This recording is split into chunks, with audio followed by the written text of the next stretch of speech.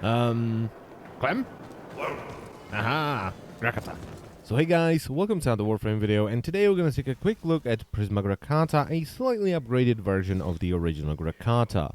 So compared to the original Grakata, the Prisma version has faster fire rate of 21.7 versus the original's 20, faster reload speed of 2 seconds versus the original's 2.4 seconds, higher critical damage multiplier of 250% versus the original's 200%, larger magazine size of 120 rounds versus the original 60 rounds, and larger total ammo capacity of 1000 versus the original 750.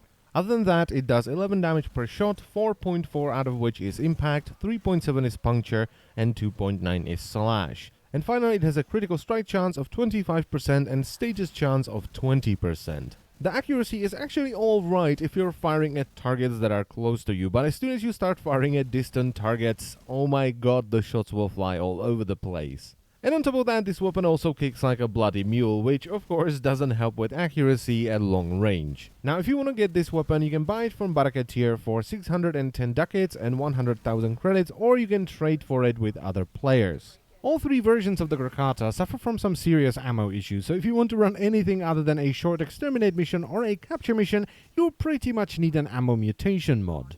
And this is mostly due to low base damage, high fire rate, and also the damage distribution, because it's not the best. However, this is still a pretty good weapon and I would recommend you pick it up.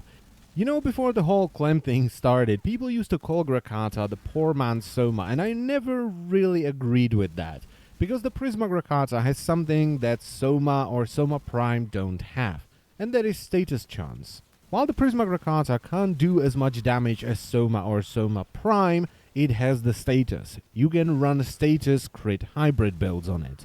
And this is really good, because if you run, for instance, corrosive damage on it with a crit status hybrid builds, the corrosive procs will strip away the enemy armor and your crits will do far more damage. Now, I would not recommend running a crit build on the Prisma Grakata, because why Daka when you can Daka? There is the Twin Grakata, which is a far superior crit weapon to the normal or the Prisma version of the Grakata.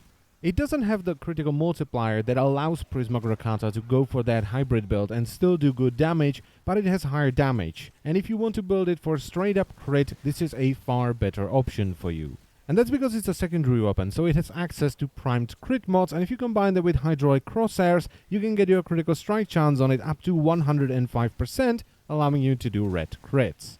So once again, if you would like to go full Daka with big crits, go for the twin version, but if you would like a hybrid build that has a lot of status chance and can be useful once the damage falls off, go for the Prisma version.